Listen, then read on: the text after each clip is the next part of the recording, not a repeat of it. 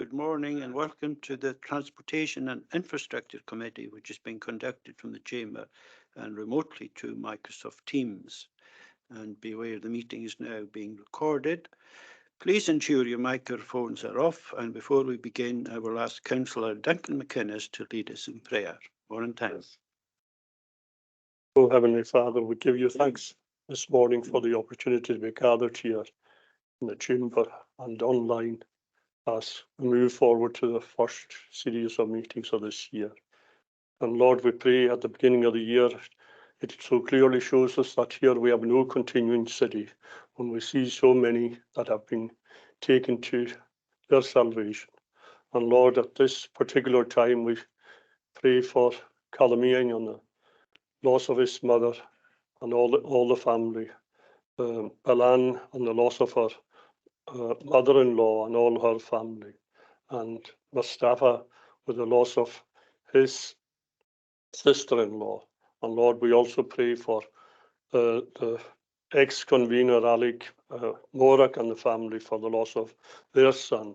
And it just shows us that as we move forward, we are on just life's journey, and that we all put our own house in order to make sure that you are embedded into our heart. And Lord, we pray this morning for the members and the chair and the vice chair of this committee and all those that have been involved in putting papers together, and that we conduct the business and we see with the vagaries of weather that we experience today, the challenges that we as a Comhairle are faced to make sure that service provision is provided all right throughout the Western Isles. And particularly we pray for all those that are working in very challenging times to go and visit the care in the community and emergency services, that you be with them and guide them. And Lord, we pray for all the staff in the Comhairle ably led by Morecambe, and the challenges that they've been facing in the last few months following the cyber attack, and the additional tasks that they are faced with and the building of new systems. And we pray, Lord, that we fully understand that things will take a long time to bed in, and along with those that as a Comhairle we face very, very challenging times with our budgets and delivering a balanced budget at the end of the year. And the decisions that will be reached with the expertise that has been shown over the previous years, and that we are so fortunate that over previous years that there has been prudent management and wisdom by the leaders of the previous Comhairle. And Lord, we pray for all those in the community that are suffering from loneliness, and all young families that are facing the challenges of making the decision whether they heat their homes or feed their children, with the exceptional circumstances we have been facing. And Lord, we pray that as we conclude and move forward to the business we have in hand, that you be with us all in making those decisions for the benefit of the whole community. And we ask all those things in your name, for Christ's sake. Amen.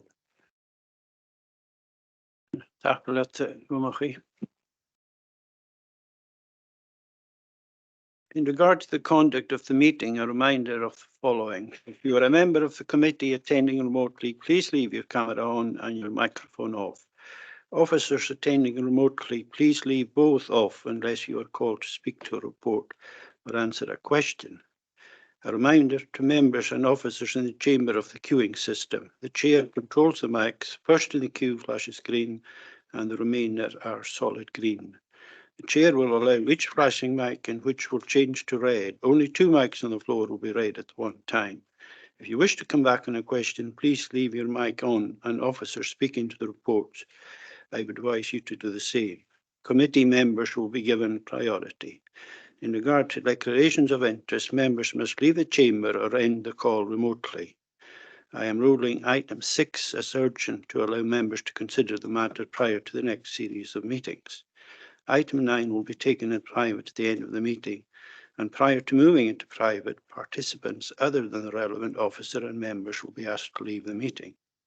Finally, a reminder that the meeting is being recorded and will be made available on the Comhairle's website following the meeting. First item is minute of meeting of 29th November 2023, and that's for approval. Are we happy to approve? Yes, thank you. Second is minute of meeting of Hydrants of 10th November 2023, and that's for noting. Are we happy to note? Yes, thank you. Third item, minute of meeting of Hebrides Ferry Stakeholder Group of 5th December 2023, and that's also for noting. Are we happy to note? Yes, thank you. Item 4, declaration of interest. Members are asked to declare any interest they have in any items of the agenda. It would be helpful if members expressed why they are declaring an interest in the item concerned. Members in the chamber, please do so now by pressing the microphone or remotely through Teams by using the raise hand function. Please ensure the declaration is repeated prior to the relevant item and you adhere to the protocol as previously indicated. Any declarations of interest? Okay, I'm not seeing anybody. Next item, transportation, is 5, active travel. This report is for noting and provides an update on the development of a delivery plan for the Stornoway Active Travel Strategy and progress of the active travel strategy for the Outer Hebrides over the next 12 months. I would like to welcome Vicky Trelfer, Hytrans Active Travel Officer, to the meeting. And Colin Mackenzie will speak to the introductory report and Vicky will provide an update on the delivery plans. Thank you, Colin. Thank you, Chair, and thank you, Vicky, for joining us today as well, and for your help with these delivery plans and master plans. So we've developed with the assistance of Hytrans master plans for active travel at the main settlements throughout the Western Isles.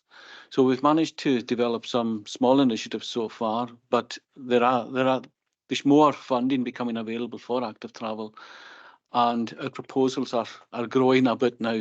So it's only right that we come to yourselves and explain to you how we're developing these larger scale plans. I met with the Stornoway members last week just to explain some of the initiatives in the Stornoway area. There are initiatives throughout the Western Isles that we're working on. The details of that are in the report. There's quite a lot in the master plans, and we don't intend to go through these in detail with you, but Vicky will give more of a detailed overview, and we'll be happy to take any questions on it. So Vicky, if you'd like to maybe give a wee bit more of a summary on where we are just now, please. Okay. Could you also speak into the mic if you don't mind, Vicky? You're quite low at times when you're speaking. Okay, sorry. I'll see if I can turn my sound up. I have a few slides to share. If you give me a second. Here we go. And slideshow. Okay. So thank you for having me along again. I'm going to talk you through the delivery plan for active travel improvements in Stornoway, which Hytrans commissioned Arup to work with ourselves and the Comhairle to develop, and I'm happy to take any questions at the end. So to give a bit of context to the master plan, Hytrans did some work a couple of years ago on the concept of 20-minute neighbourhoods in a rural context. And this is the idea that people in urban areas should be able to access everyday things they need, like shops, school, healthcare and workplaces, or transport to work within a short walk or cycle from where they live. Stornoway is a really good example of a 20-minute neighbourhood, with most services and employment in the town within a 10-minute walk or cycle of where most people are living. And Kenny McIver made us some brilliant maps here that you can put on a radius of. So this shows a half-mile and a mile radius from the primary school in Stornoway, and it takes in most of the town. So if we can encourage people to walk or cycle more for their short local journeys, then they're more active, they're healthier, they spend less on petrol, and it can help to meet the government's target for reducing car kilometres by 20% by 2030. So on to the Stornoway master plan. I'll summarise the main proposals, starting with the behaviour change campaign.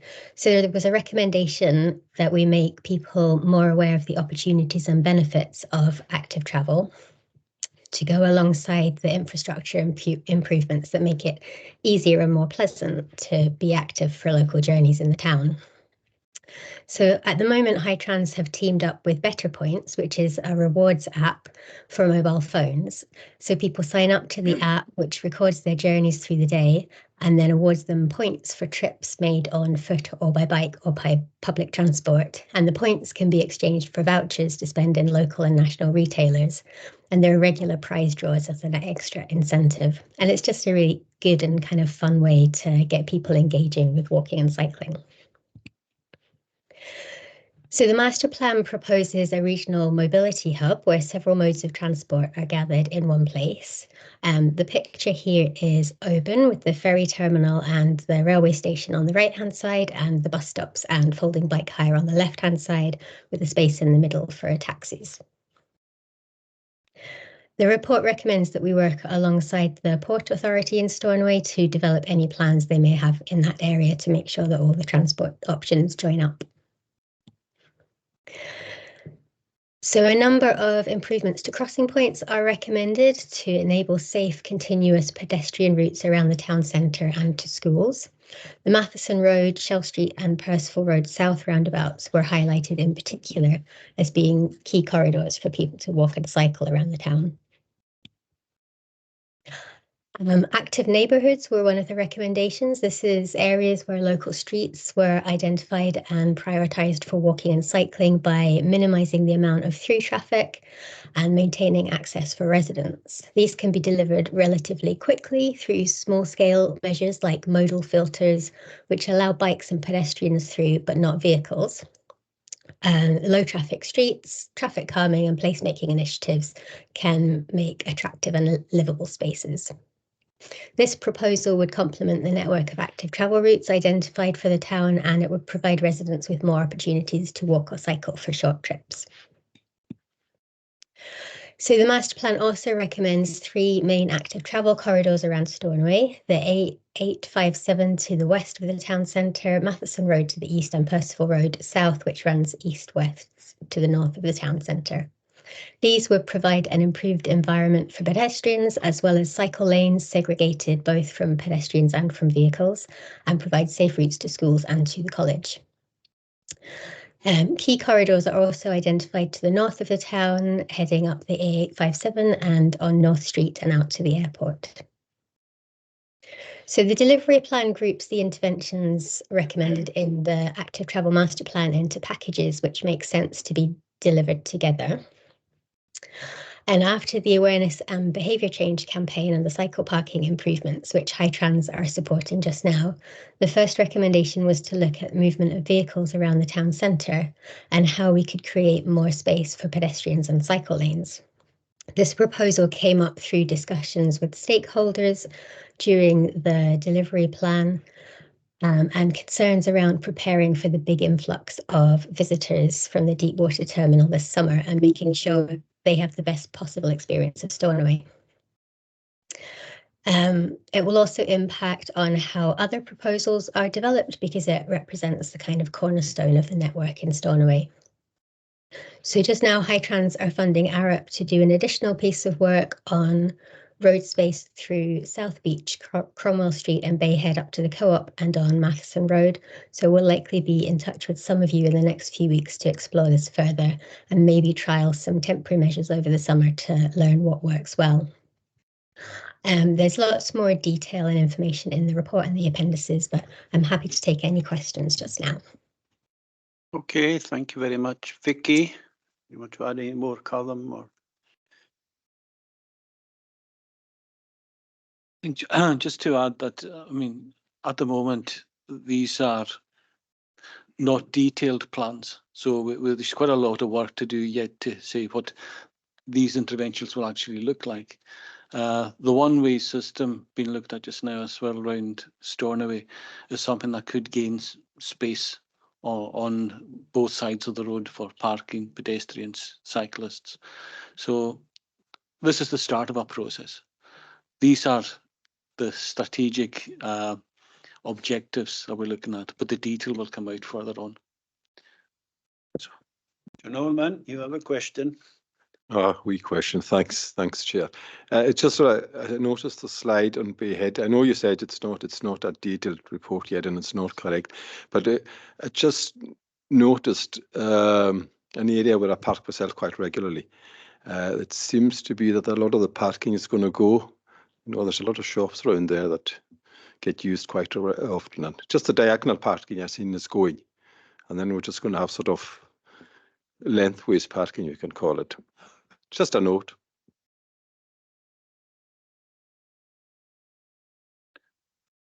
These are conceptual slides. That the detail hasn't been done on that yet. Yeah. So, well, I think one of the objectives we want to look at is having less vehicles in the town centre, making it more amenable for cyclists and pedestrians to walk around, especially if there's lots of people there. So one of the things we are looking at doing is trying to gain that space. A one-way system would potentially help that. So we're doing not a pilot, but we're looking at various options for that. So we are looking at creating more space and using the space differently. You want to come back? Can you put that off, Angus? Sorry. Oh, I beg.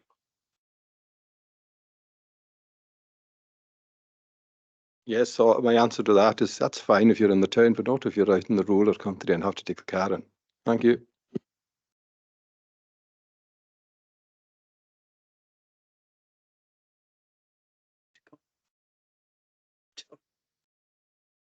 Fair point. But we do have to balance things. I mean, these are proposals that we're looking to consult on and take all these comments and points in mind. I mean, we'll be consulting with the Chamber of Commerce and various other people to how it could affect business. But in general, when you're looking at active travel, there may be other initiatives for when people are travelling in from the town. Where do people park? So just now, a lot of the people that work in the shops will take up most of the parking in the town centre. And then people coming in to use the shops may not find parking spaces. So we've got to balance all of these as well with where can we have decent parking, where can we expect people to walk, and where do we want to stop the conflict between cars, pedestrians and cyclists. So it is, as I said before, it's a start of a process. Just make sure we keep making. And if you could keep your light on as well. Chair, I'm not a member of your committee. I was one of those who had a conversation with Cala on this particular issue earlier. I like the idea that we are going to have a look at Stornoway and see if we can improve the situation there. And the devil, of course, will be in the detail. If you introduce new ways of doing things in Stornoway which remove parking, you know, you have to have an alternative to the parking that you've removed. And the point that you make, Cala, about the traders in Stornoway, I just don't understand why those who work in Stornoway drive into Stornoway and park their cars in the town centre, because they're excluding their customers. And I just don't understand that. And I wondered if there's any way in which, as part of the discussion, you could raise that issue with them and have them consider where exactly they should park if they work in the town. The other issue too is the direction of travel. If I'm thinking right about this, you're thinking of having it one way going into Stornoway from Bay Head. Is that the thinking at the minute? The thinking at the minute is that the traffic would move clockwise. So if you consider Matheson Road still working two ways, right, and then from the roundabout at Spar, and then the roundabout at the Health Board offices at James Street, then that will be one way moving northwards. Mhm. So the consultants are going to come in and look at various options of where a one-way could work, how it could work, and what the implications would be. So again, this is conceptual, Yeah. with the view that if you have one lane of traffic, then some of the restrictions you have just now, say like at the bottom of Kenneth Street, where if you have two large vehicles meeting there, Yeah. you won't have that. No. Plus, you can actually Yeah. use some of the space there for legitimate parking and have more space for pedestrians and cyclists. Right. That's the principle. Yeah, I'm quite comfortable with that. But unless you're traveling, I haven't quite understood what you said there, mind you. Are you saying that we're coming through Cromwell Street, as it were, from North Beach Street through to Bayhead? Is that the one-way system you're going to have? Yes. So Okay. if you're coming in from the north, Okay. you won't be able to go in through Bayhead. Yes. Traveling south. Yes. Okay. You will go round Matheson Road. Right. And then return the other. Understood. Understood. Well, I mean, I think in principle, I've discussed this with a few people since we had our conversation earlier, and in principle, that seems to be something that people think is a good idea, but they are troubled about just exactly what parking will mean, and they are also troubled about the reinforcement of parking. I mean, as things stand at the moment, people are just parking anywhere they like. And there's nothing much we can do about it, really. And we have to find some way of resolving that particular issue with the assistance of whoever can assist us. But I think the principle of what you're trying to do is good. And I know that it will marry in with what the Port Authority are trying to do, and that they're hoping to bring their buses in and travel in that way at the new point on Cromwell Street, where they're going to build that nice new facility. So that should fit all right, and that should suit also local traders who I know are concerned about how they get involved with the people coming off the cruise ships, and this is one way of doing it, certainly. So there's a lot of potential, I think, for this. The devil will be certainly in the detail, and where we're going to park and how we controlled parking is going to be a big issue at the end of this, I think. Yeah. Thank you, Chair, very much. Thank you, Angus. Norman. And Thanks, can you Chair. Yeah, keep I'm your not a light member. on? Well, Sorry? can you keep it on in case there's a supplementary? Yeah, thanks. Thanks, Chair. I'm not a member of your committee either. I have a brother who's an engineer, and he always told me that if you bring in a consultant and pay them to do something, they're going to do something, whether it's merited or not. They have to justify their fee. So whether they could turn around and say that Stornoway was actually fit for purpose, they would change something just to be able to justify their fee. So something will change. We saw that the last time there was a consultation around Stornoway, there was a raft of one ways put into place. Some of them were frankly bizarre, but we're going to have changes, and we're going to be able to consult, as Calla says, to Norman's query. You know, there's nothing concrete yet. We will be consulted on this. One of the issues, it's all fine and well trying to get people to walk and to use bicycles and to use apps, but we've got the oldest demographic in Scotland. So, you know, a lot of that needs to be, I think, you know, cognizance need to be taken of that. You know, we're not going to get everybody on bicycles, so we're not going to get everybody using apps. But one of the points I want to make about disincentivizing people to come into the town centre in a car, we've got the biggest car park in the town, is still free to come and park in. And I don't understand how we're not maximising the revenue from that. I think is it a Port Authority car park across from the town hall? They're leased by the council from the Port Authority. Leased by us from the Port Authority. Yes. Yeah, and free. Yes. Yeah. I mean, free parking in the middle of a town is something that is pretty much non-existent, I think, and certainly in the major cities. And going back to the major cities, and going back to, we don't have traffic enforcement in the middle of Stornoway because we don't have a traffic warden.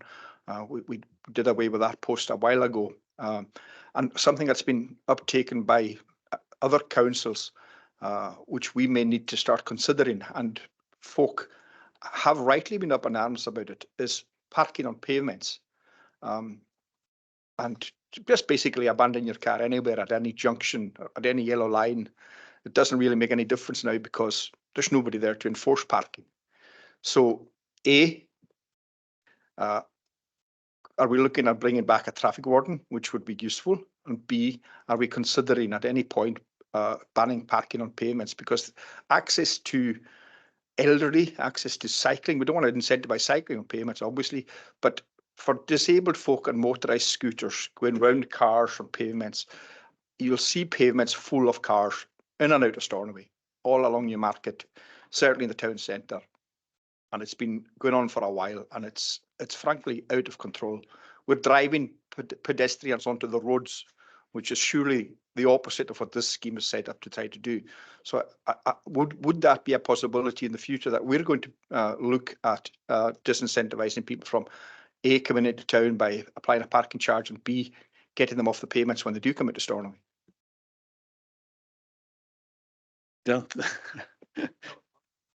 The answer is yes.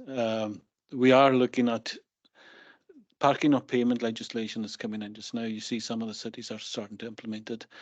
It's for enforcement by local authorities. So although that sounds easy to do, you need a resource to do that, and you need a mechanism to do that as well. So if you're going to be putting fixed penalty notices on vehicles, you need a process, you need an appeals process behind you. And unfortunately, like the current levels of parking, we could never take in enough to pay for the resources to manage that.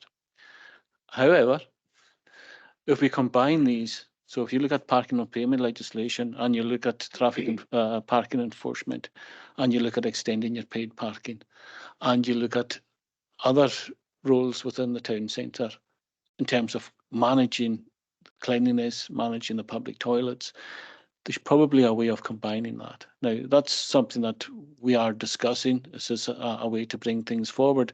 But I agree with the points that you've made, and I agree that as part of what we're doing here, it should form part of it, because the flow of traffic, where people park, the way people use the town centre, it's a lot to do with how the infrastructure is planned and what you allow people to do. So we're not going to solve everything in a 1 hour, but the points you made are the objective at the end of the day, to say, make it safer, make it more pleasant to be able to walk around the town, to be able to get through the town. And indeed, when you're walking on pavements, you don't want to be walking on coming off and walking on the road.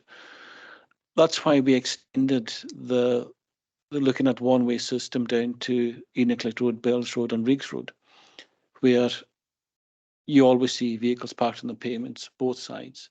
So if that was one way through some of these streets, at least you can pull the cars off the pavements. So again, one of the benefits of one way would be to minimise the requirement or the desire to park on pavements. I hope that answers most of what you were saying. Very good answer, Colin. George, and if you could leave your light on in case you want to come back. Yeah. Thank you. I love what you're proposing. I think town centre should be for people.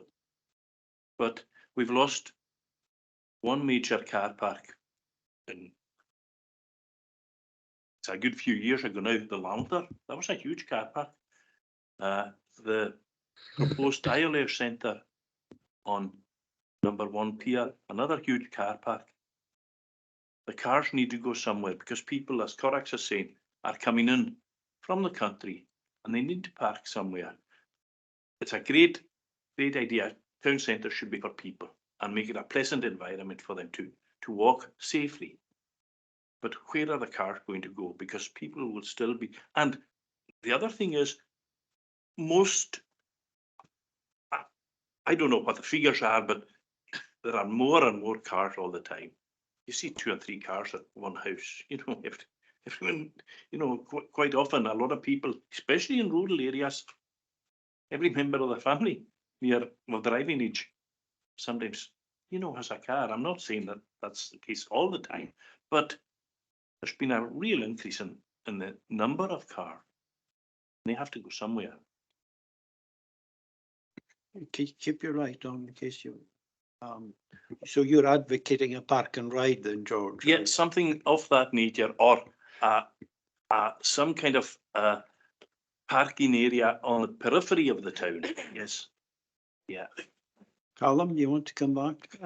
I think that is part of the strategy and what we are looking for. I mean, as you pointed out there, if the main streets in the town, pedestrianised areas, are kept free of vehicles, then it's a benefit to the pedestrians. And the more pedestrians you have, especially during the summer months, it's going to be a much more pleasant environment. I mean, at the present time, there's a space over the road from here that people could use to park in. So there's going to be a bit of a culture change. I mean, the spaces are there just now, but people would rather park in the town centre as close as where they want to go. There's also, and I'm guilty of it as much as anyone, people, one person, one car.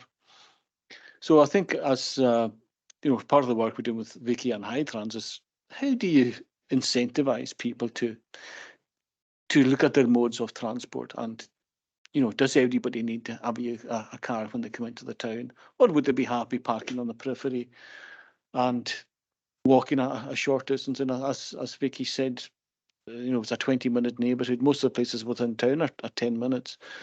But the point made as well, we do have an ageing population, and you have to take cognizance of that as well. So there are lots of factors, I think, that we need to bear in mind. But I think the direction of travel is to make the town centre much more pleasant for those that are walking around it. I just, Chair, if I can, I don't think there's hardly a traffic warden in Scotland now. There's none.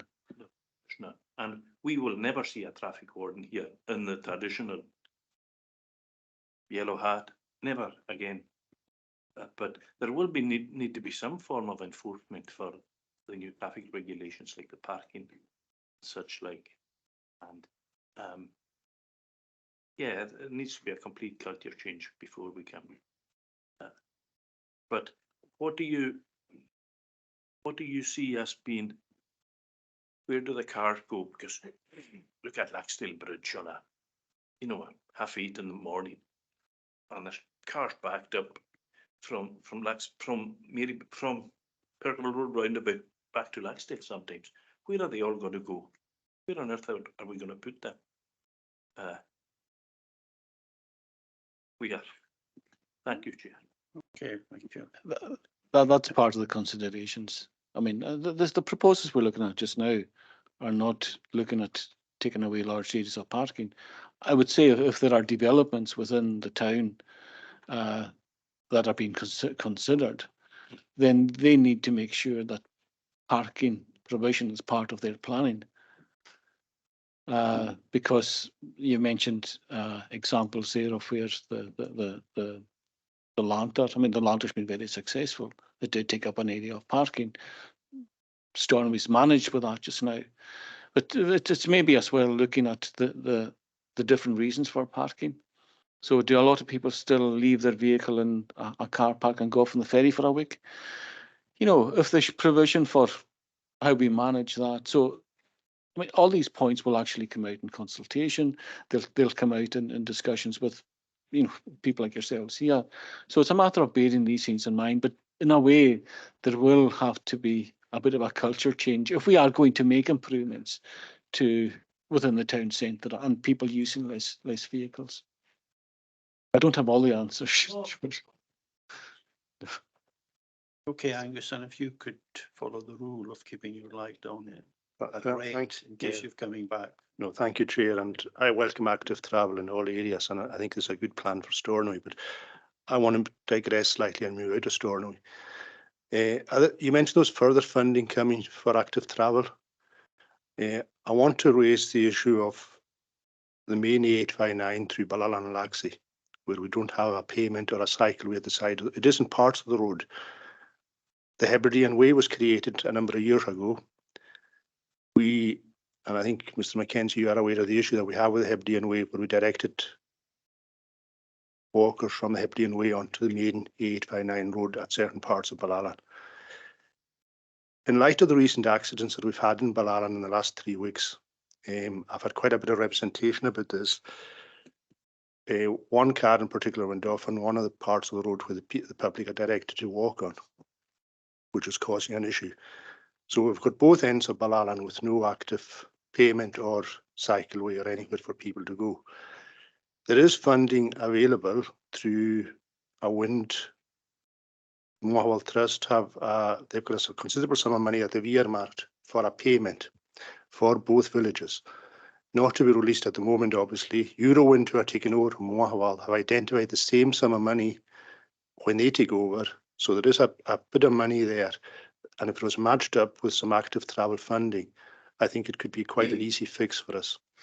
And I just want to use this when Vicky is online and yourself, Chair, from Hightrans, if we can push this to try and get something done, because it is, I just fear we have had these accidents, and I shudder to think if public were walking on these bits of road when this was happening, we'd be in a worse situation. The Hebridean Way is another issue that I want to, it's been brought to my attention recently, the state of the track. It has been done. There's no revenue or any allocated for the upkeep of it. So we've created something, and it's fallen apart in a lot of places, and a lot of people are using the Hebridean Way, which shows that it works. So I think if we could direct people maybe more to a cycleway and an active travel method into the rural areas of this part of the 859 through Ballaran and Laxey, it'd be much appreciated. Because as you know yourself, Chair and Mr. Mackenzie, it's a very busy stretch of road. Okay, can you keep your light on? Callum, do you want to answer that? And is there any potential within the considerable active travel funding to do anything in Ballaran or Hebridean Way? What I don't want to do just now is give direct commitments to this is what we're doing, but I think what you're proposing there, I'm looking up at Vicky on the screen just now, because she will be delighted to hear that there's other forms of funding coming in to assist, because the desire we have is to make the most of every opportunity that presents itself to us. And if there is an opportunity there for additional money to come in to develop active travel routes and improve access and improve safety of people, then yes, it's something that we can pick up offline with you or with whoever is administrating these funding schemes. It doesn't always have to come through the council. Communities can get actively involved themselves and deliver some of these without help and guidance from a technical perspective. So there are opportunities. What I can't do just now is say, yes, that'll be our next big priority. But we have been working with communities in the past. Loch Boysdale's an example of that, where the community have been active in promoting active travel improvements there, and we've been able to find match funding as well through Hightrans for them. So I'm trying to give you the most positive answer I can without giving you a firm commitment that yours is the next big priority, if that makes sense, Mr. Morrison. Yeah, if I could come back yes, there. Chair. Yeah, if I could come back there, Chair, thanks. And I appreciate that, Mr. Mackenzie. I do know there are pressures, but I know that the project was scoped a number of years ago from a costing exercise. So I think I know the figures will have changed from that time, but we need someone, whether it's through Vicky's team or help from Vicky, to activate and generate the interest so we can release this funding, because there's a sticking point with the funding. It's been sitting there for a number of years and we haven't been able to access it. It keeps coming back as a figure that is going to be used to assist with active travel or payments or cycleways, but we cannot get it released because there's no mechanism to release it. And I think we could get a project of some kind put together with Vicky's help, maybe that could trigger the funding sooner rather than later and would make it a safer place all round. Okay, can I then put Vicky, if I can maybe put yourself in touch with somebody locally there and see how that shapes up as a project? Yeah, I mean, I'm happy to. Great. Yeah, I'm happy to. If Vicky could come back to me later, or I could come back to Vicky and discuss this further. And if meantime you could maybe look out the scoping exercise was done a number of years ago, and I don't know, does Vicky need to see sight of that or however.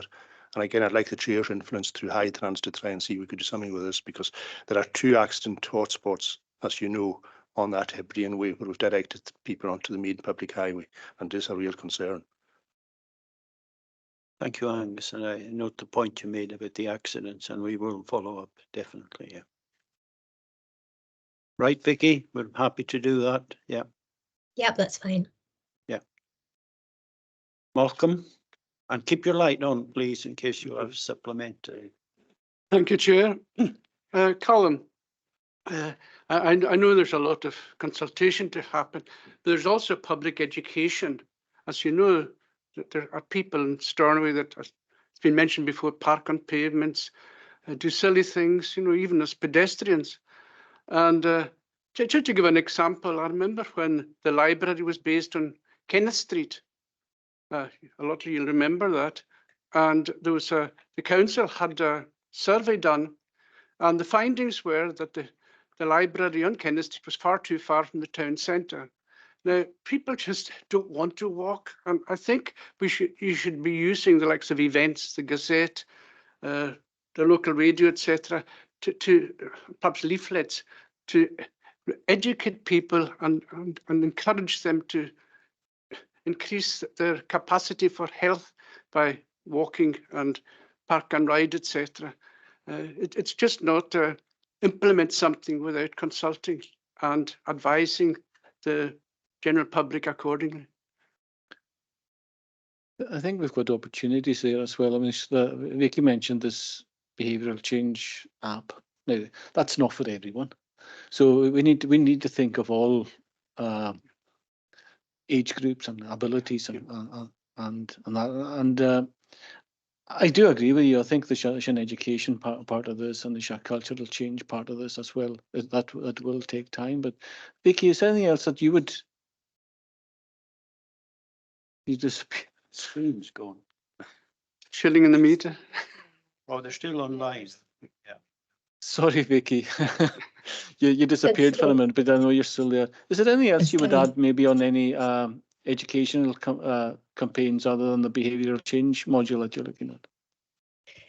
Yeah, I mean, we're going to have more money next financial year for behaviour change, and one of the things we're looking at is having a dedicated officer for each local authority in our region. Just encouraging people to walk Vicky, more for their health, even for exercise. Vicky, you'll have to repeat that. We lost part of that. So can you repeat it, please? You guys have a much better internet connection than I do. Yeah, so I was saying that we have some more behaviour change funding in the coming financial year. So we're hoping to put in a dedicated officer for each local authority area to help with just raising awareness of the health benefits of walking and cycling, but particularly walking in the smaller towns. And particularly for older people, it's really important that they stay active so they can have healthy lives.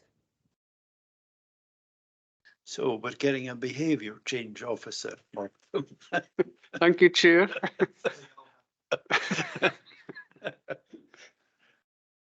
You want to come back? No, I'm quite happy with Vicky's response. Okay. Duncan, and keep your light on, please. Yeah, that's fine. Yes, sorry, I didn't manage last week's meeting, you know, a bit of confusion over location of where the meeting was, but I welcome, you know, the movement on to having a closer look at active travel in Stornoway, because I think the time is right when we're looking at, you know, development that's going to take place. And just having a look at one-way systems, for example, Keith Street is a very good example of where the one-way system has, in fact, assisted parking in the towns. And prior to that, it was utter confusion.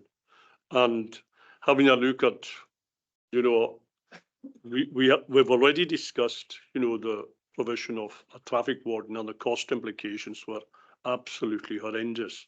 So I think we considered that was a non-starter anyway. You were there yourself, and you were there yourself, Chair.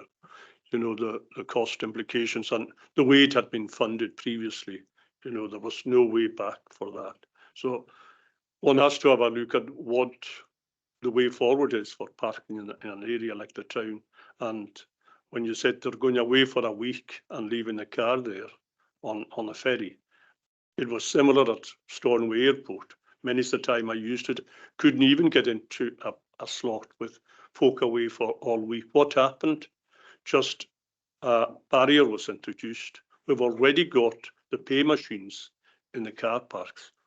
Very, very simple, a barrier, and you don't get in, or you get in, but you don't get out until you pay. So, for example, you see, it's very simple when you look at how automation has moved, and reference was made to South Beach Street, for example.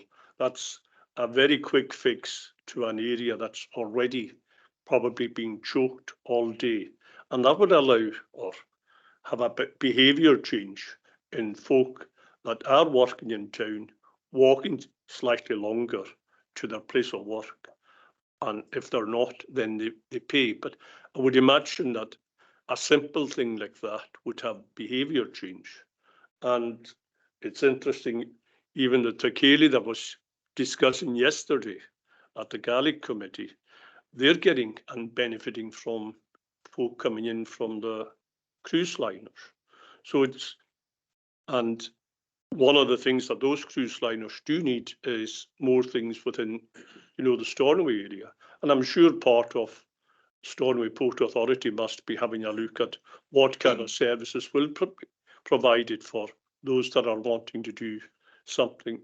And lots of people coming in, it may be e-bikes or whatever, that may be at the Port Authority where those guys come off, because when there's lots of customers coming in, if there is a commercial venture there, there is innovation that could do things and open opportunities for new businesses to set up that people never thought of.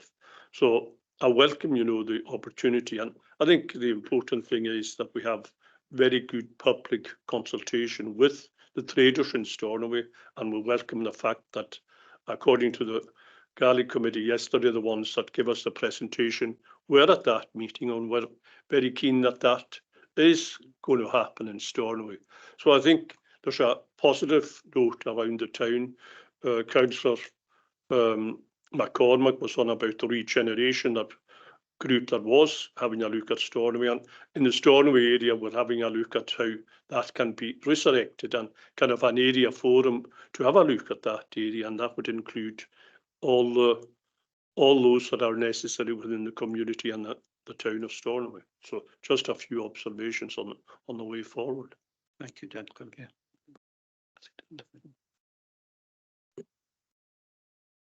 Norman?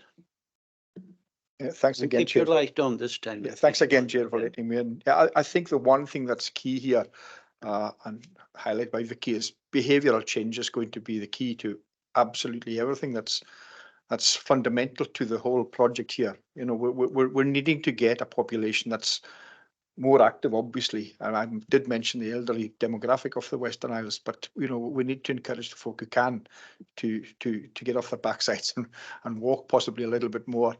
I'll go back to one of the fundamental things we're talking about here is the availability of free parking within the town centre. When we're talking about barriers down at the airport, well, the case is that because we've got free parking on South Beach, people park their cars on South Beach, get a taxi to the airport or a taxi back, and it's cheaper for them because they can leave their car there for free. So that's a fundamental issue that needs to be addressed. But one of the elephants in the room, and it's a catch-22 situation for us because it's front and centre of our deliberations when it comes to policy-making decisions and budget-making decisions, is the availability of public transport and buses. I mean, I've been a big advocate of free public transport if we can get it, but we got to a situation where people simply weren't using our buses, and it was easy to cut services because it was affecting so few people. A small percentage were adversely affected by bus cuts, but not enough to make a huge furore about it.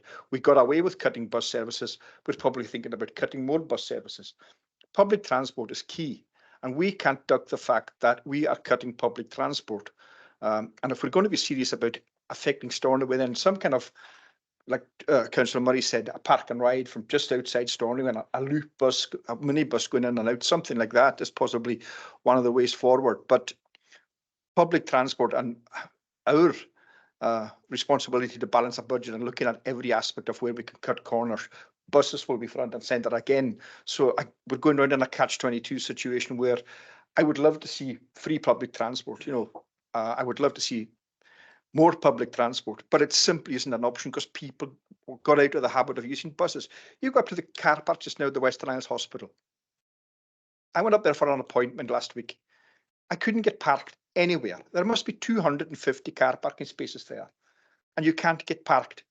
I'm pretty sure there aren't more than 250 visitors going to the hospital. So everybody is driving and parking at the Western Isles Hospital. Everybody who can possibly work there, whatever they're doing there, I don't know. But the car park is full from the morning to the evening.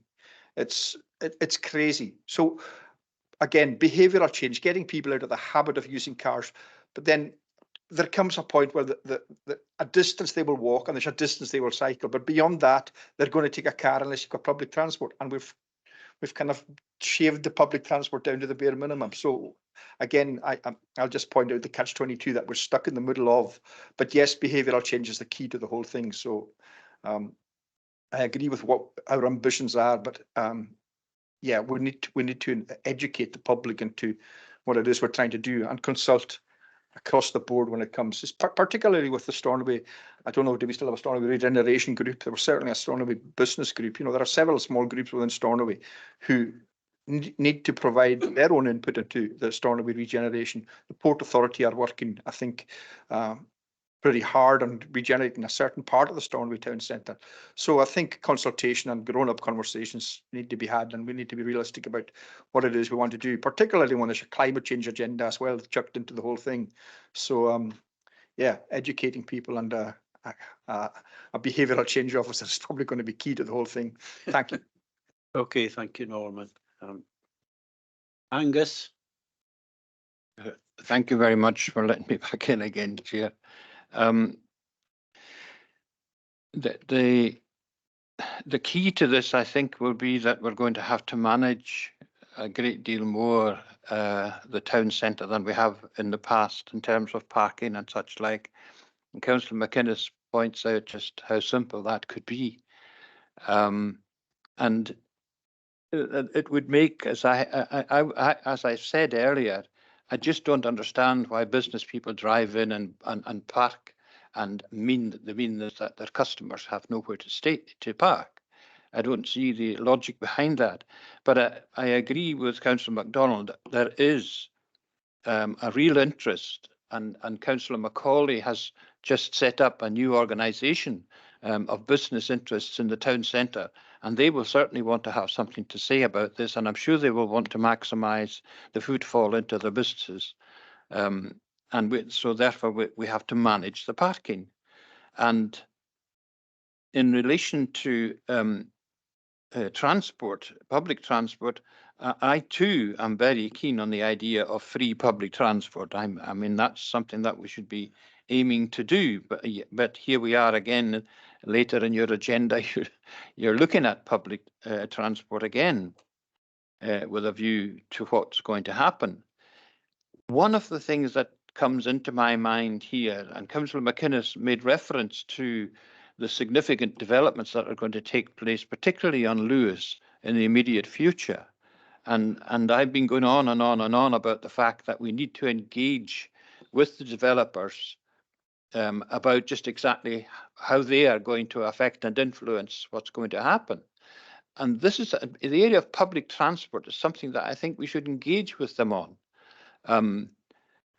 I don't see any reason at all why the incoming developers shouldn't provide all public transport in the Western Isles. I mean, as far as their profits are concerned, it's a trifle, but it would be a great thing for them to do for us. And if they also help us with infrastructure, as Chief Executive mentioned, we might get something out of them on that regard. That would be a significant way forward and assist your department to do things that you've never done for years and years and years, like building roads and having proper transport. I think we have to engage with those who are coming in. They're going to have huge sums of money to spend. And if they can spend it in a way that it will benefit us from day one, as they come in, so much the better. Thank you very much, Chair. Do you want to comment on any of that, Colin? I think there are significant challenges ahead of us in the future, and I agree with Councillor McCormack there that we need to have a vision ourselves of what we would like to achieve, and by all means, especially with such significant development coming into the islands, that we engage as much as we can to achieve these goals. So it's a bit of a, I do agree with you, but I think what we need to do ourselves as well is map out our vision, have a good picture of what we would like to achieve, and then try to use these means to achieve them. Angus, Thank you, Chair. Yeah. Thank you, Chair. Very, very briefly. Very briefly, Just an observation. I wonder how many people in this chamber came, excluding our brothers and sisters from Uist, how many came by car to this chamber today, and how many were in that car when they arrived? An interesting one, but I.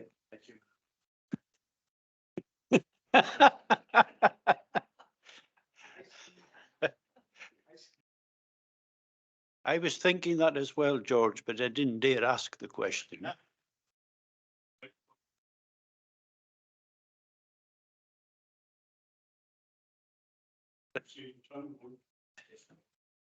Right, you had your light on, Kenneth. Is this about the herring walk, or is it about Stornoway parking? It's about the herring walk. That's why I decided to put the light down, because this seems to be exclusively about Stornoway, so I figured I would leave it be. Well, I let Angus Morrison move away from Stornoway, so I'll let you as well, Kenneth, if you want to say anything. It was just to ask if the folk dealing with the herring walk have been in contact with you. If you don't know what the herring walk is, it's providing a path between sort of the main houses and settlement in Castleby and the main street itself, because there's currently no pavement there. That was all just a question. Well, I think Hytrans provided quite a lot of funding to that. Vicky, do you want to respond to Kenneth's question? Yep, I am aware of it. They haven't been in contact with me for quite a few months. We'd funded the stage 4 technical design when they were hoping to get levelling up fund money for the capital, for the building of it. My understanding is that they're still being supported by Sustrans just now, but if that changes in the future, then I'm happy to have a conversation with them. Okay, thank you. You want to come back, Kenneth? Thank you. No, that's all. Thank you. I saw Ian McCauley had his light on earlier. Are you still there, Ian? Thanks, Chair. I think everything's been said very briefly, and I think if you take the retail workers and the office workers that park their cars in town all day out of the equation and get them on the periphery of Stornoway, there'd be plenty parking for shoppers. But all the points have been covered. Thanks, Chair. Okay, thank you, Ian. Colin, do you want? Just to make the point that the active travel strategy on this item is not just all about Stornoway. There are a number of elements in the report that shows work we're doing in other places. The reason we've got this update just now, and it has been quite Stornoway centric, is that it's quite transformational what we are planning to do for Stornoway, and we wanted to engage as early as possible with you. But please bear in mind for all of your wards that any initiatives that you may have are more than welcome to be brought to our attention. It's not all about what we can deliver technically. It's a lot to do with what community aspirations are as well, and how they were willing to engage with us as well. So just to make that point, it's not all about Stornoway. This covers all the Western Isles. Yeah, there was a nice piece of work done in Lochmaddy as well, Vicky, and thank you for that. Yeah, it got the community council off my back anyway. Duncan. Yeah, Briefly, Duncan. Yeah. Just to have a look at the Hebridean way that Councillor Morrison made reference to, it's interesting to note that the e-bikes in Barra, that a person has set up a business there, and it's so successful that every week he comes back up to Stornoway with a van just to pick up all the e-bikes that are rented in Barra and go all the way up to the Bud. And it just shows, you know, that it is working and it has allowed many people to be more active. And that's a clear indication of where you see that active travel and other things can open opportunities for businesses. And that's one example. You'd never have thought initially that someone in Barra would make a successful business out of that. So there are opportunities as we move forward, and we must make sure as a Comhairle we offer those opportunities and, you know, increase the opportunities that are available to the general public. Okay, thank you, Duncan. Anybody else? Any comments, questions? No? Okay, Vicky, thank you very much for that. I hope you found it useful. Very much Yeah. so, thank you. Some Yeah. good discussions today. Yeah. Okay, anything else, Colin? No? No? Okay, I think the report was for noting. Are we happy to note? Yeah. Oh dear, move on now to ferry services. This report seeks approval of a draft response to the public consultation on the next Clyde and Hebrides ferry services contract. The draft Comhairle response is provided as the appendix to the report, and the public consultation remains open for responses until the 8th of March 2024. Now, Linda will speak to the report and answer any questions. And thank you, Linda, for doing a comprehensive piece of work here, which we have taken on board a lot of the views from various meetings with community groups on this. So it kind of notes what people have been saying. Do you want to say anything on this, Linda, or just go ahead to members' questions? Thank you, Chair. Just a small update around paragraph 5.3 and 8.5 in the report where since the report was written, the Islands Connectivity Plan has now been published. It was published on the consultation on the 1st of February 24 around the first two elements of the Islands Connectivity Plan, and that consultation will be open until the 3rd of May, and a report will be brought to the next committee for members' consideration to provide a response to that consultation. Happy to take any questions, Chair. Thanks. Okay, thank you, Linda. Any questions on ferries, anybody? Donald? Thank you, Chairman. Thanks for the report. I think it's really important that we reiterate that the last time this tender was put out, it was a competitive one, and that this local authority stood shoulder to shoulder to make sure Calmac was successful in winning that tender, because we believed that it should be right, the service should be rightly in public ownership, and that Calmac were the best vehicle for delivering these services. But I think it's also important that we reiterate our disappointment at their performance since they won that contract, that they have completely let us down in every aspect of it. They set up a communities board, and no disrespect to the communities board, but it doesn't really have the teeth, as it were, to make a difference to the management, for the management to listen and take on board the concerns of our communities and the abysmal service that has been provided. And the managing director, if any attack on Calmac, the managing director always turns around as if we're attacking the staff. Yeah. And it's not about the staff, it's about him and his board of management, and indeed Transport Scotland, and ultimately the Scottish Government. So I think it's really important that any subsequent publicity around our response to consultation, we should reiterate that we supported Calmac to retain the contract and was last tendered competitively, and that we agree that it should remain in public ownership, but that they have let us down since then, and that we have to keep their feet to the fire, as you're doing time after time, Mr. Chairman. But we have to keep their feet to the fire and ensure that in any new contract, you know, the conditions are met timelessly and that they are scrutinised and held to account. Yeah, I remember the slogan, keep Calmac and carry on, Donald. Yes, and I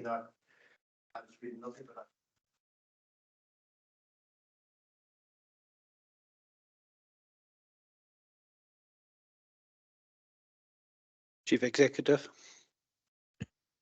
Thank you, Chair. Just to bring the committee's attention to paragraph 7 and particularly 7.2, which I know are not absolutely the subject of this consultation because it's about the contract itself. But as Mrs. Cunningham has noted, and as this committee has said on many occasions, the governance and delivery structure arrangements are intrinsic to the success and effectiveness of the services, and I think we should take an opportunity to reiterate our position that it is communities and the elected representatives of communities that should have a firm and embedded place in the decision-making structures, not just for operation of the contract, because the deed is done by then. Of course, we should be part of the accountability arrangements, but also for the design, commissioning, financing of ferry services in future. So although it's not part of the consultation, it is so linked to the success of the result that I think we should refer to that. Thank you, Chair. Yeah, thank you, Malcolm. I think Calmac deal with about 30 odd groups throughout the West Coast, you know, and I just feel that they don't deal with the local authorities as they should, quite frankly, you know, and Transport Scotland are the same. They're in fact worse than I think when it comes to dealing with local authorities. You know, you're left out of the picture consistently.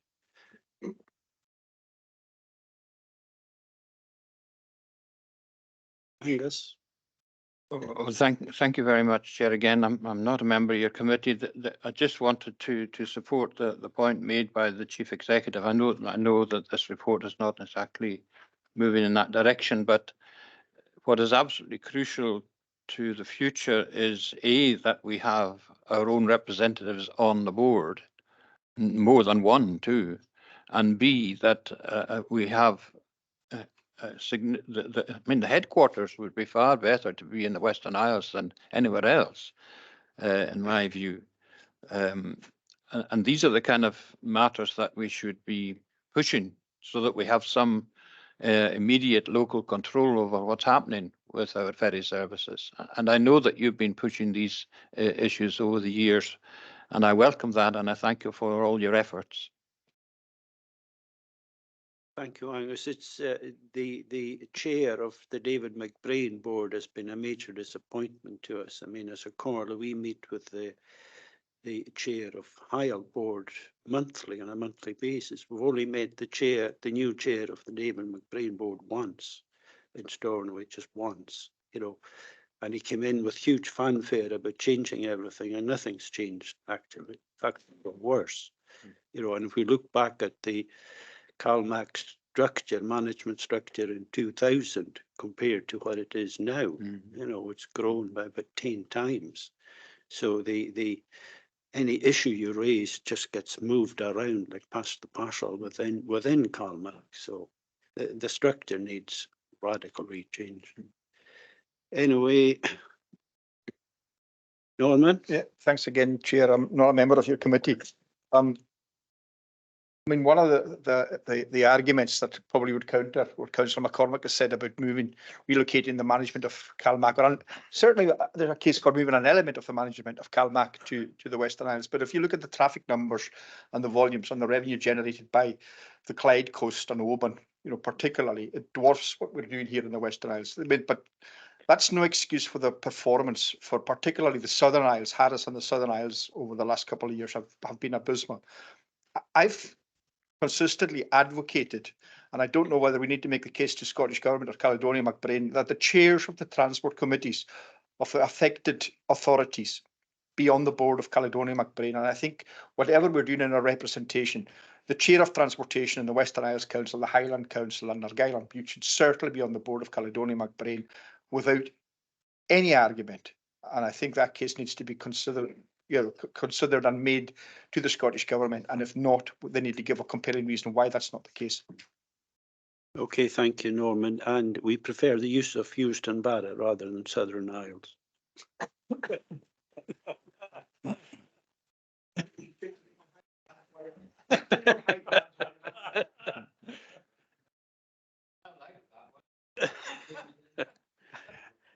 Leader. Thank you, Chair. It's disappointing because everyone's making the point I was going to make. I was going to say CalMag don't run to the Southern Isles because they don't exist. It's Houston Barra they go to.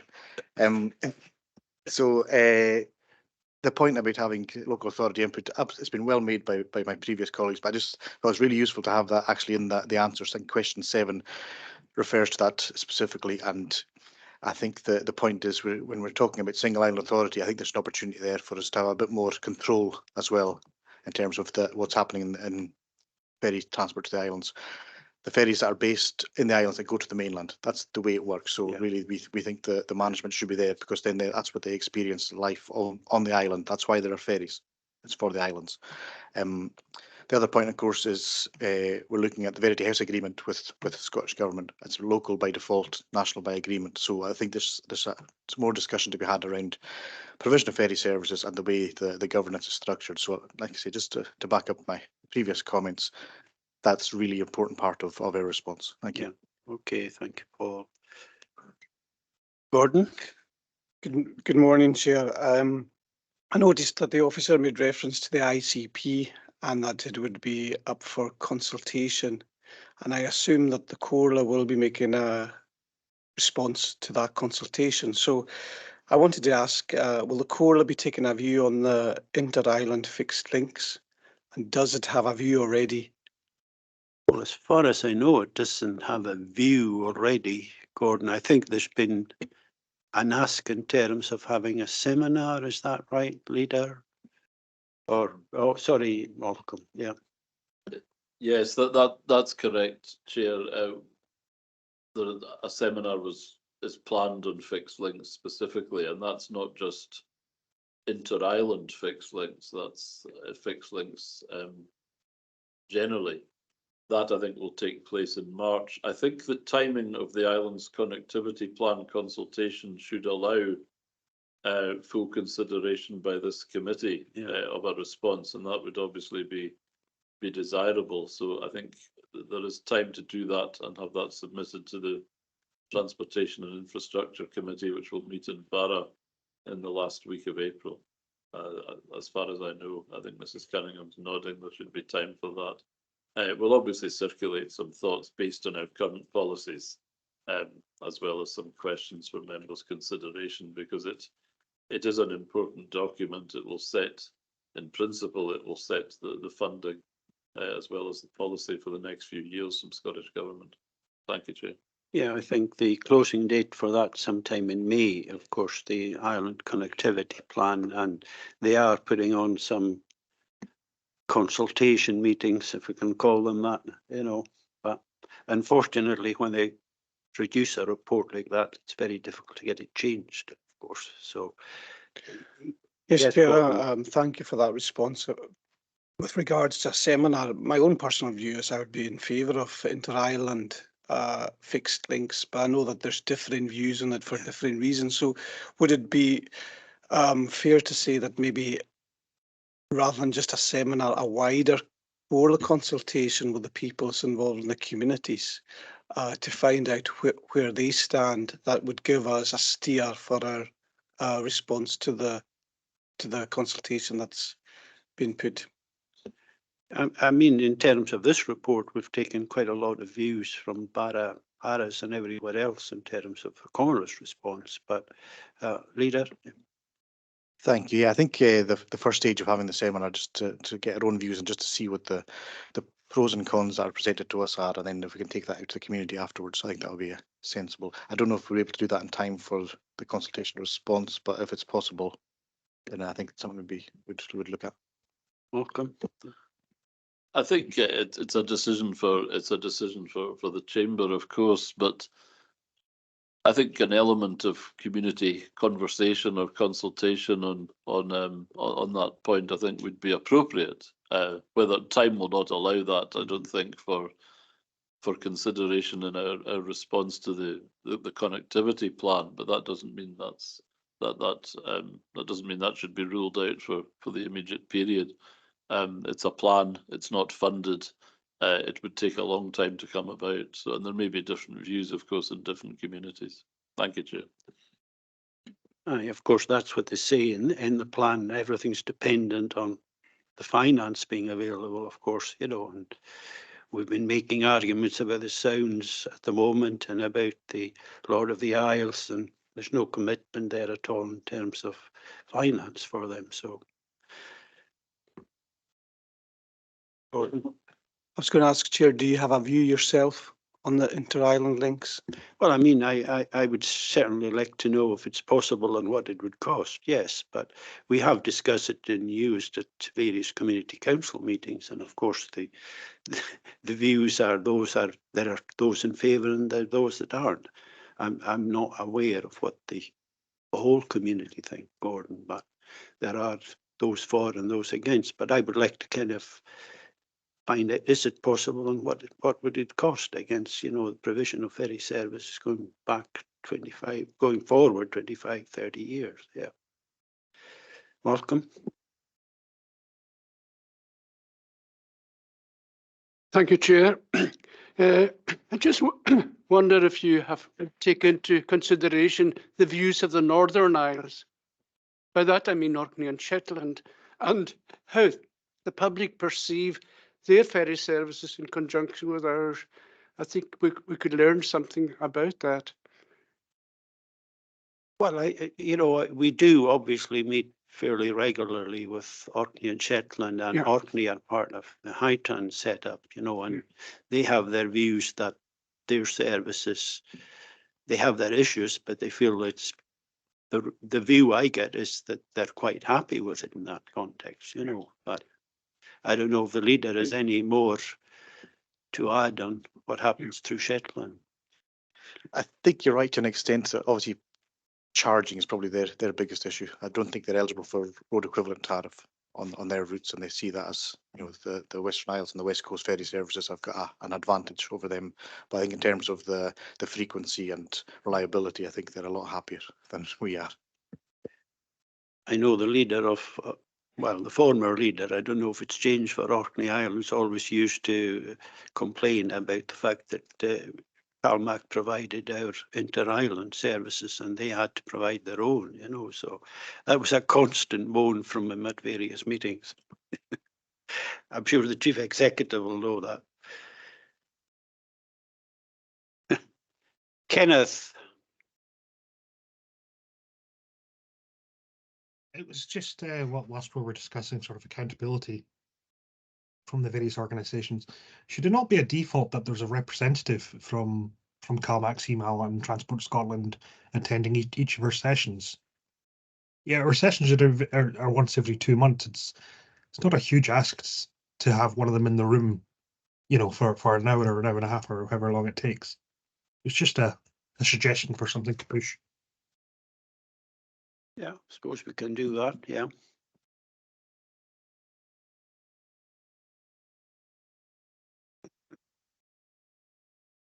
We did ask CMAL to come to this meeting actually, but they had their board meeting yesterday and today. That was so I'm not sure if they'll want to attend a meeting in Barra. I haven't asked them yet.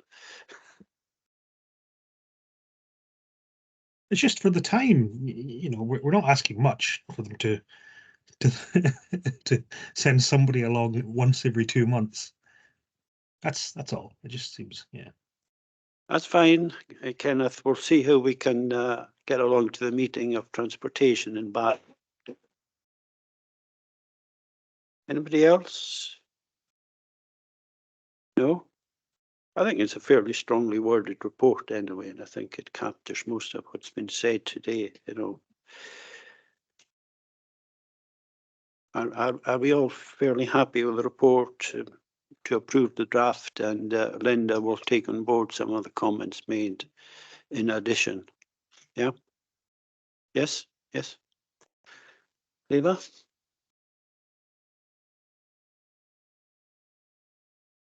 Right, bus services, evening bus services. This report asked us to consider options for alternative provisions of evening bus services in Broadbay and West Side areas of Lewis. David MacLeod will speak to the report and answer any questions. David. Thank you, Chair. This is a follow-up report to the, the report that was presented to Transportation and Infrastructure in September last year. We looked at options for using community transport to substitute for scheduled public bus services for the evening services for Broadbay and West Side. There's currently a review of community transport being carried out by TAS Limited, and we asked them to include that in their engagement with current community transport providers.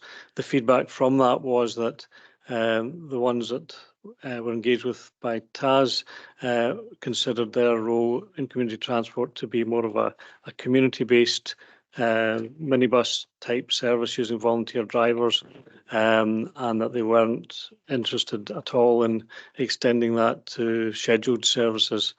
We had one community group who said that they would consider provision for their area only if the current services were not continued. I think in terms of the detail of the service, it is much the same as was reported in September. Numbers have improved a small amount as a result of the under 22 free travel, but not really a considerable amount. But there are still quite a lot of regular users who make use of this service, particularly going from Stornoway back out to the community at the end of the day, and it's a lot of them are actually evening workers, but the numbers are relatively small. So the report is for noting, and the provision of this service is included in the budget saving process, the choices for that at the meetings later in the month.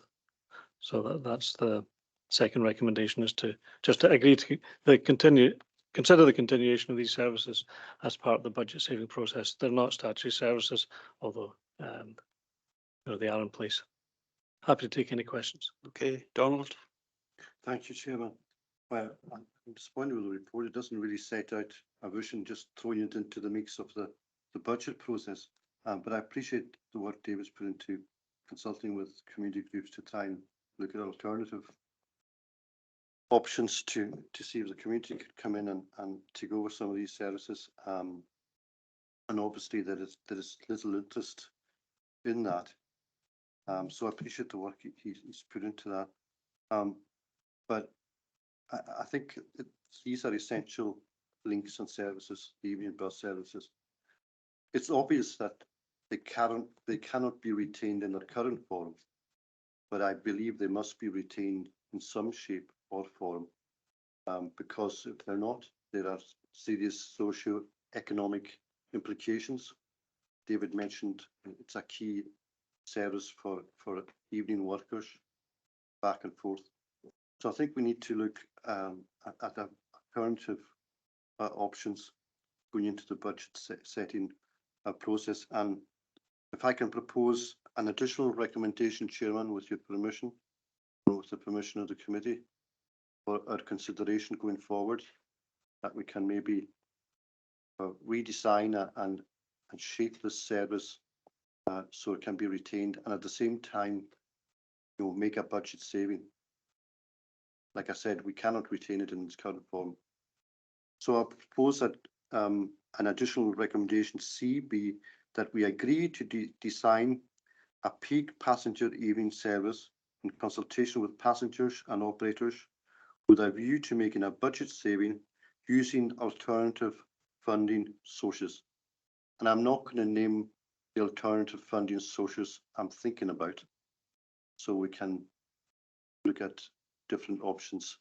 And I think that gives us the time to, coming up to March and taking us past the March deadline, give us time to consult with operators and survey users of the service.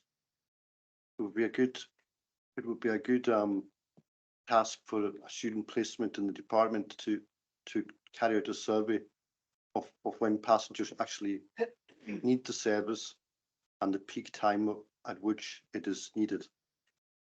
Then we can design a service around these views and those of the operators. But absolutely, we need to redesign it, and with a view to being a budget saving.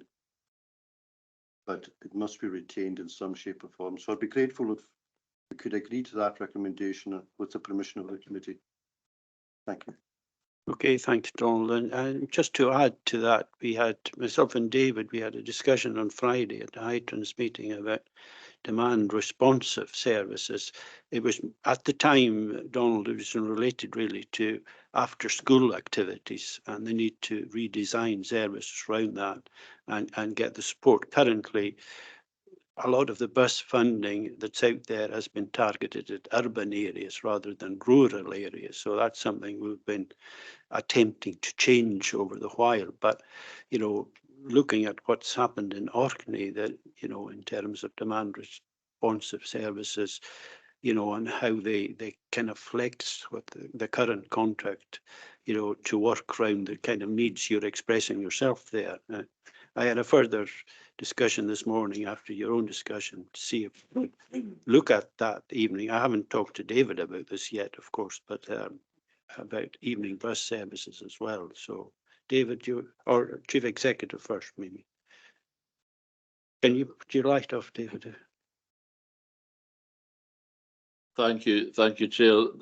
As I think Councillor Crichton recognises, that recommendation, which is of course competent, would have to be considered as part of the budget saving process, because, and I think that's recognised that there would need to be a saving at the end of it if we are to maintain the current budget strategy. But personally, I think that is the way the Comhairle will have to look at these services if we are to continue them at all, and also the source of their funding. So as long as that is considered as part of budget setting, which in effect it has to be, because the current provision extends only until 31st of March in any case, if that's just to make sure that's understood. Thank you, Chair.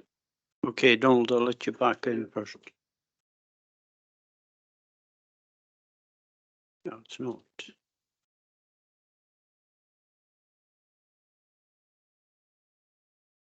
Oh, it's Well, of course, that's understood, Chair, because the preceding recommendation, it sets that in the budget saving context. So absolutely, it's part of the budget saving process. So are we happy to accept what Donald's saying? Can you say that again, Donald? Sorry. It's C, agree to designing a peak passenger evening service in consultation with passengers and operators with a view to making a budget saving using alternative funding sources. David,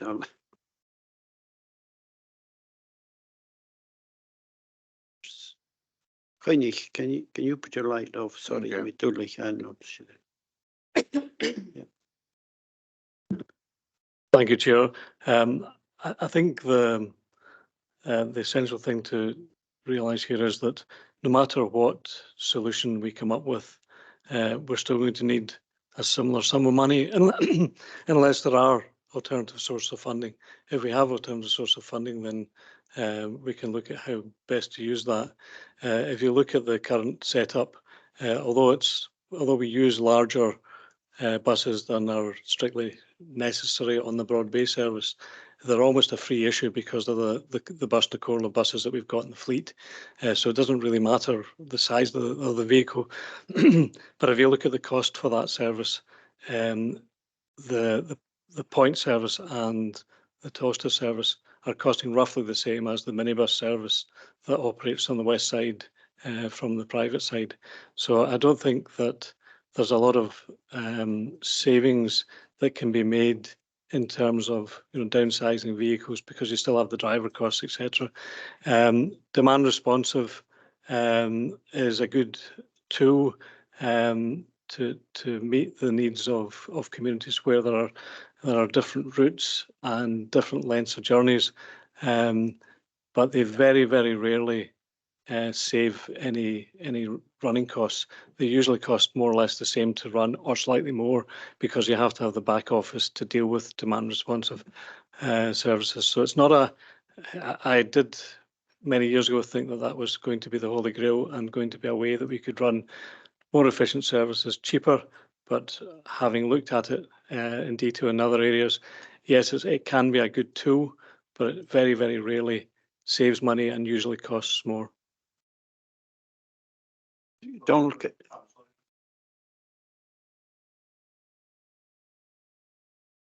I'm sorry for detaining members, but I just want to come back on what David said there.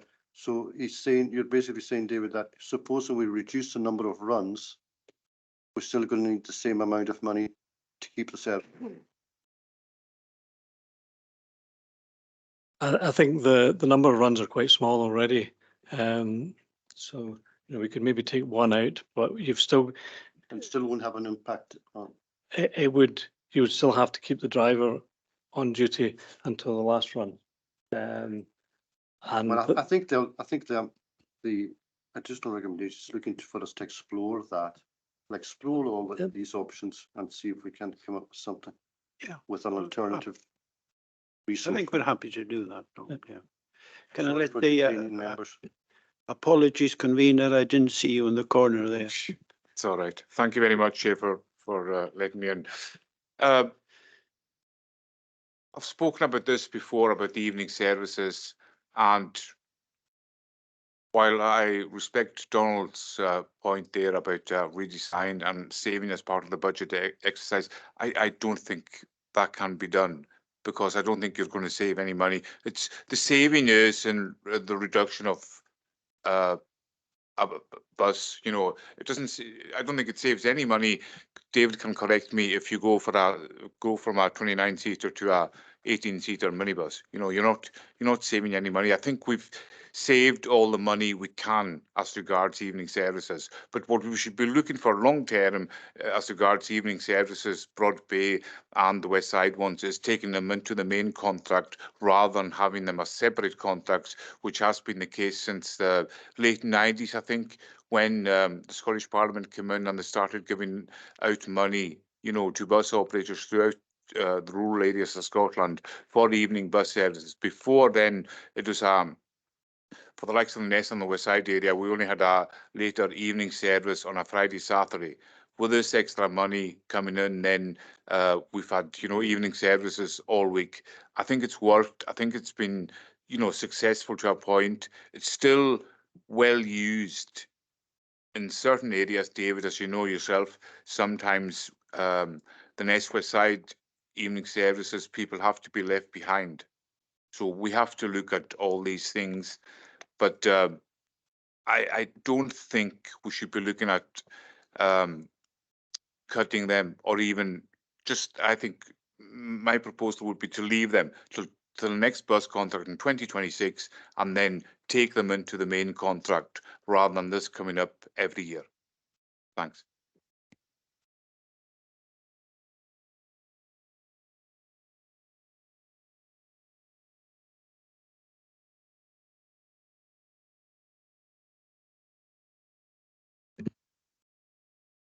David, can you press it? You want to come back and comment on that, David? Or I think at the end of the day, it is about budgets and what's available and how best to use it.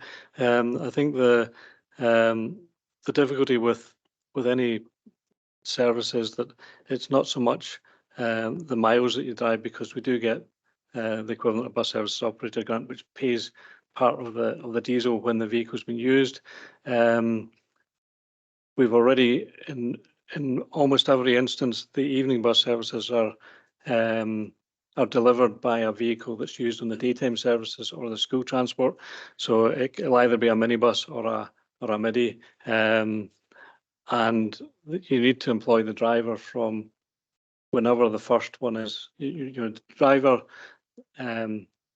PCV drivers are difficult enough to get, but you're not going to get them to go off shift for and off the clock in terms of paying for a couple of hours and then come back in and do another couple of hours. So really, realistically, you've got them on the evening shift from when they start to when the last bus is.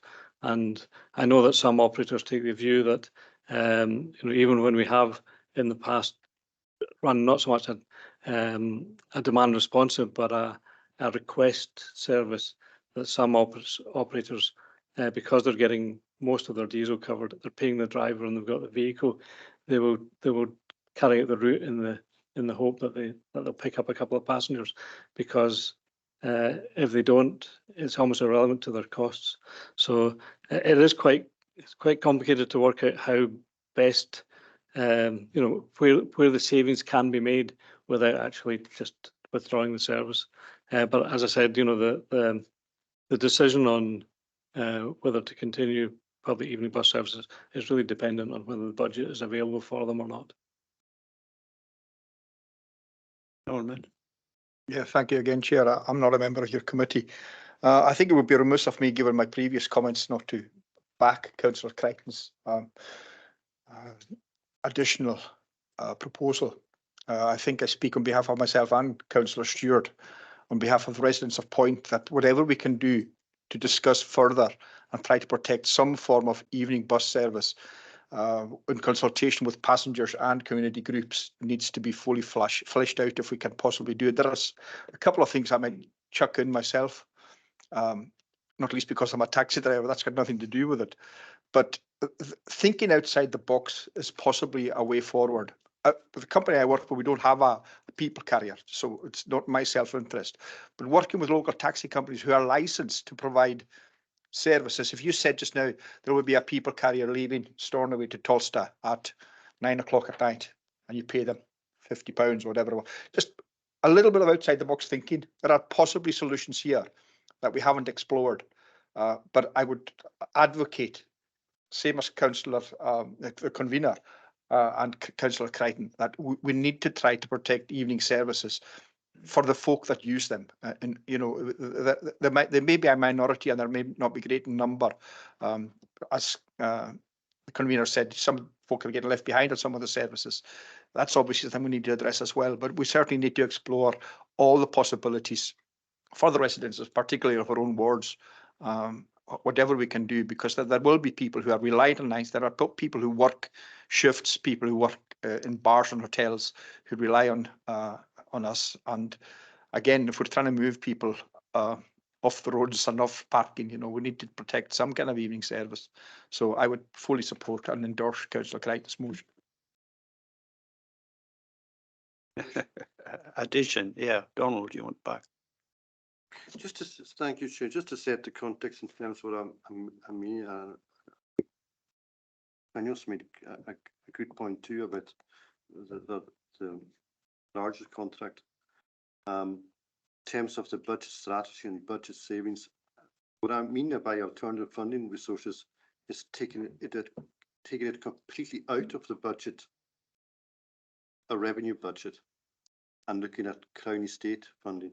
I think this service would tick all the boxes in terms of the criteria for Crown Estate, in terms of socio-economic benefit, retaining jobs, retaining links to rural communities. So that, just to be clear and clarification around what I'm, not that we need to mention that in the recommendation, but what I mean about alternative funding sources is around Crown Estate strategic funding. Thank you, Donald. David.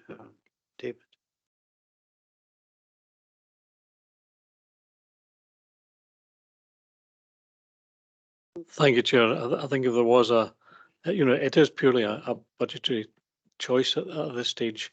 It's because I don't have a budget or confirmed budget going forward, and it's not a non-statutory service. That's why it's up for debate whether it's continued or not. But if there was an alternative source of funding, then absolutely, it'd be fine. Okay, Angus. Thank you, Chair. I'm not a member of your committee. I wasn't really planning on saying anything, but this is just exactly the kind of situation that people coming in to develop major developments in our islands could contribute to. And I believe that, you know, for the future, we should be discussing these kind of issues with them. £130,000 is a trifle as far as they're concerned. And it would mean that we would have the bus services running. That would be a very positive thing for them to do. And I don't imagine you can do that before the budget set in. But it's something I think we should consider for the future. If we're going to actually hold on to our bus services, we're going to have to access funds from somewhere. And I don't see any reason at all why the developers who are coming in shouldn't contribute to the bus services throughout the Outer Hebrides and make sure that they are free to everybody. That would be a great thing for them to do. Thank you, Angus. Gordon? Thanks, Chair. I was just a little bit confused about whether it's going to be in the budget saving process or not. I think I'm questioning the competency of it being with B. Would it not replace B in terms of recommendations rather than being an additional recommendation?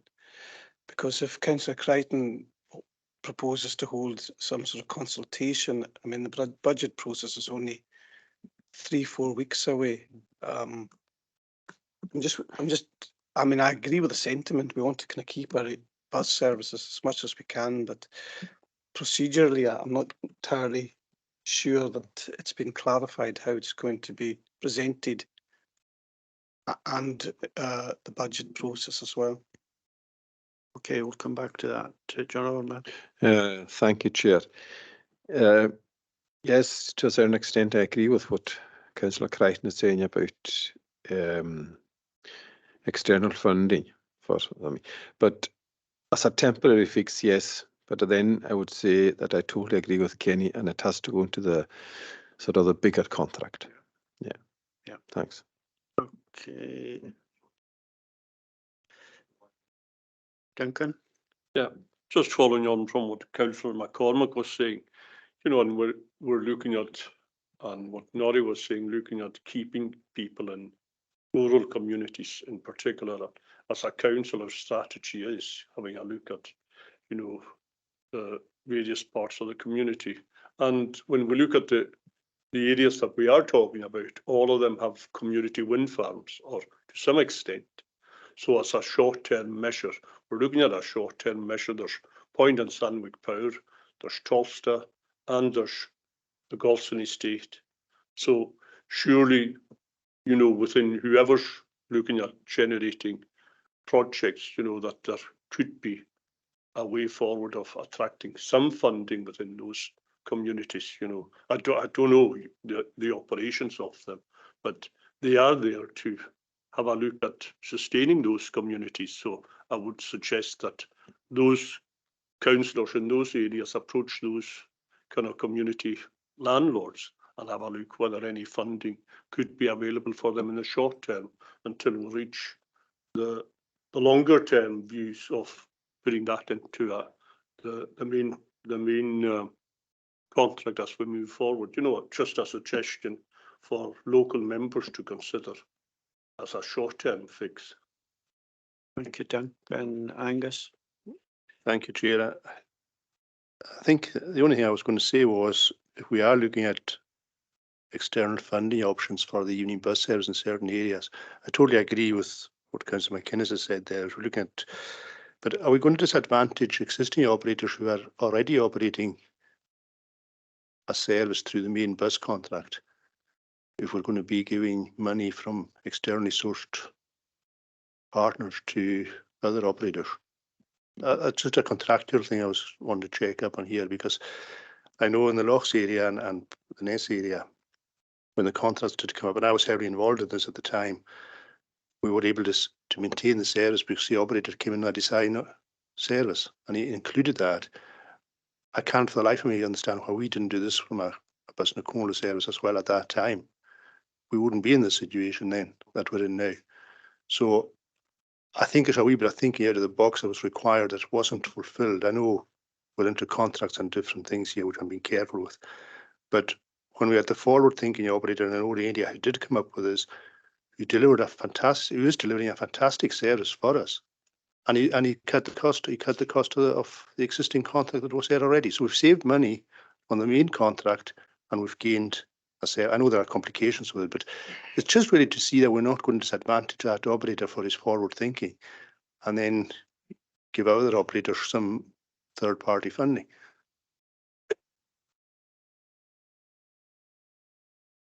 David, a lot of complicated questions. Thank you, Chair. The cost of the main contract with the larger operator, the operator designed service that covers Nest to Stornoway and North Lochs, that's included in his price. So, you know, that is not, it's not a separate item, but it is included in his price. So these are items of service that weren't included because the evening services have always been standalone. They haven't been part of the regular school and public bus services. They've always been standalone. And to be fair, they've always been running on a tenuous status because of that. They were included in that large contract, but that operator does get paid for these services through that contract price. Does that answer your question, Angus?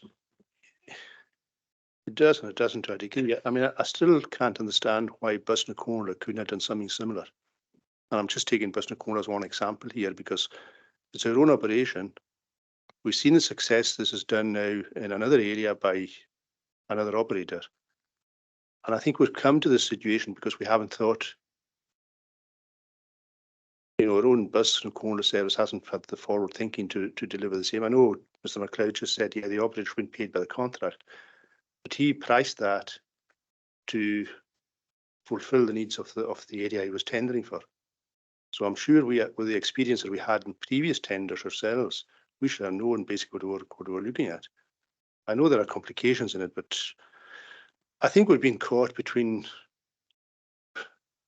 a rock and a hard. Yeah, I think we're in a situation we would need to have been in had we thought this out more at the time. I know we were a bit rushed and we delayed the contracts to allow operators to come back in. But if an operator was able to do it successfully for a large part of the islands, I'm quite sure we should have looked at this at that time as well.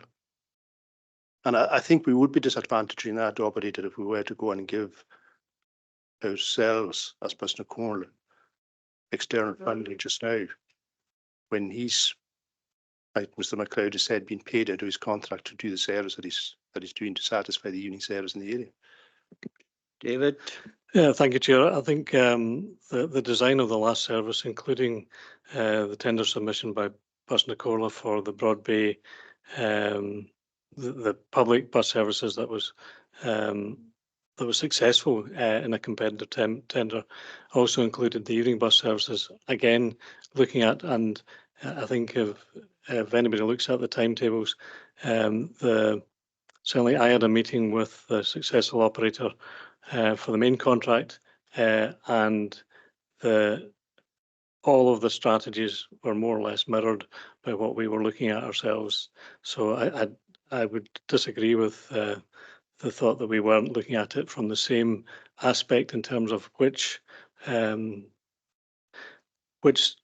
services we could amalgamate and make services run at the minimum that's available. So I think that's was something that we did at the time of the competitive tender process, where we had to bid along with everybody else. As I said, when you look at the cost of the service that we're operating, you know, we were successful in our bid, so that really says to me that we were competitive in the market, and that's why we got it. I think there's very little we can do in terms of reducing costs with the existing service, but if there's other source of funding, and I do think that rolling it in with the main contract as part of the specification probably as a priced item so that the Comhairle knows what the cost of evening service actually is before committing to another long-term contract is something that is probably good for going forward. Donald. Thank you, Chair. I think what Mr. Morrison's outlining there in terms of what this local operator did is exactly what we're asking, what I'm asking to do in this recommendation. The operators should go away and design a service around user and passenger numbers. I think too, this is of course a short-term measure. I think what's been raised about the main contract is correct, that we should try and include the evening services into the main contract going forward. And also, as other members have noted, to look at local developers to provide some services in the communities that they're going to be developing in. But at the end of the day, we've got to realise that this service is coming to an end at the end of March. If we do not provide an alternative or a different option of funding, this service ends at the end of March, and that will have serious job and economic implications for people that we represent. So I think we should try and get to it and see what we can do. Right, the Chief Executive has an answer for all of us now. I fear not, Chair, but looking at the recommendations, it strikes me that B has to be changed in any case, because it simply, it would have to be presumably agree to consider, agree that continuation of the Broad Bay and West Side public bus evening services be considered as part of the budget saving process, with the addition of Councillor Crichton's points about seeking a saving and a discussion with operators and the public, whatever was said in relation to C. So they can probably be merged, but certainly B couldn't go through as it is in any case. And we got that shown.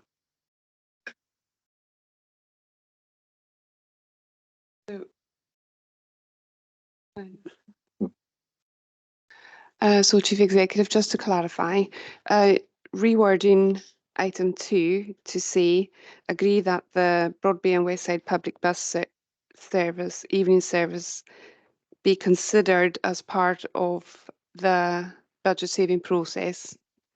So they agree to consider that.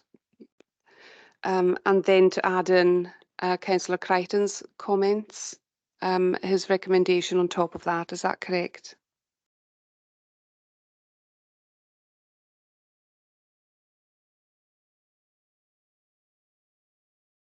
I think Chief Executive is as confused as the rest of us.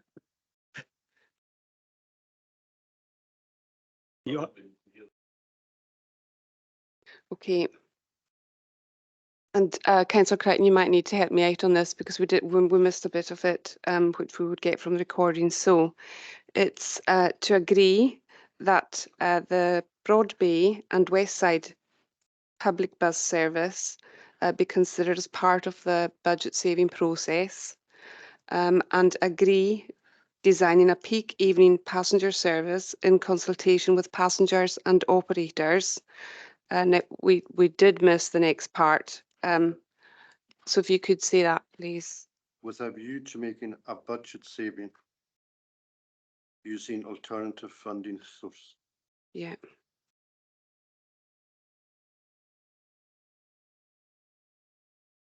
Okay, thank you.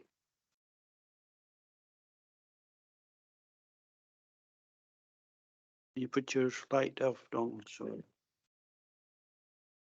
Yes, Chair, I think it's effectively a recommendation to Policy and Resources Committee to consider what has been said.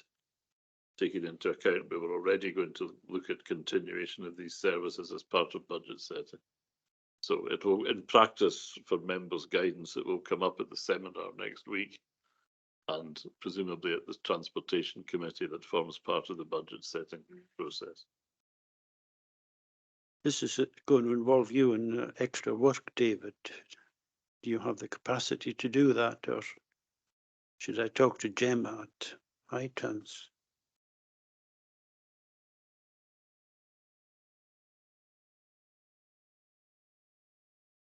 I think a lot of this work has already been done. It's really just, I'm not really sure that Hightrans would have any different answers. I'm happy to speak to Gemma myself at Hightrans. Okay, I thought we'd be discussing longer ferries than buses, but anyway. We happy with that? With the recommendation as read out by Shona here? Yep. Right, okay. Move on to harbours now. So this is the designated, sorry. All right, okay. Designated persons report. This report is for noting and provides an update on the designated person report from August 2023, and Kenneth Morrison will speak to the report and answer any questions. I believe you're online, can you? Yes, I hear me okay? Yes, Matt Eichkin.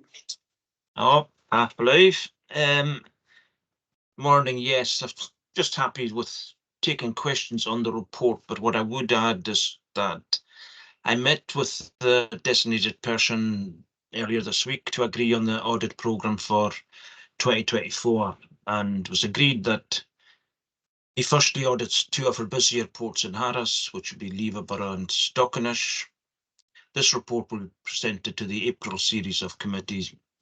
And for his second report of 2024, and now that he's audited the major ports in Lewis, Harris, Euston and Barra, I've requested that he carry out a kind of a review report on the progress of the recommendations that have been made in these audits. So this will be reported to the November series of Collier committees.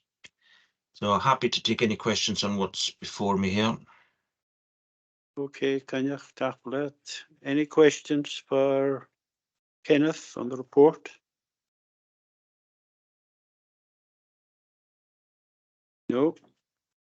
Okay, are we happy to note the report?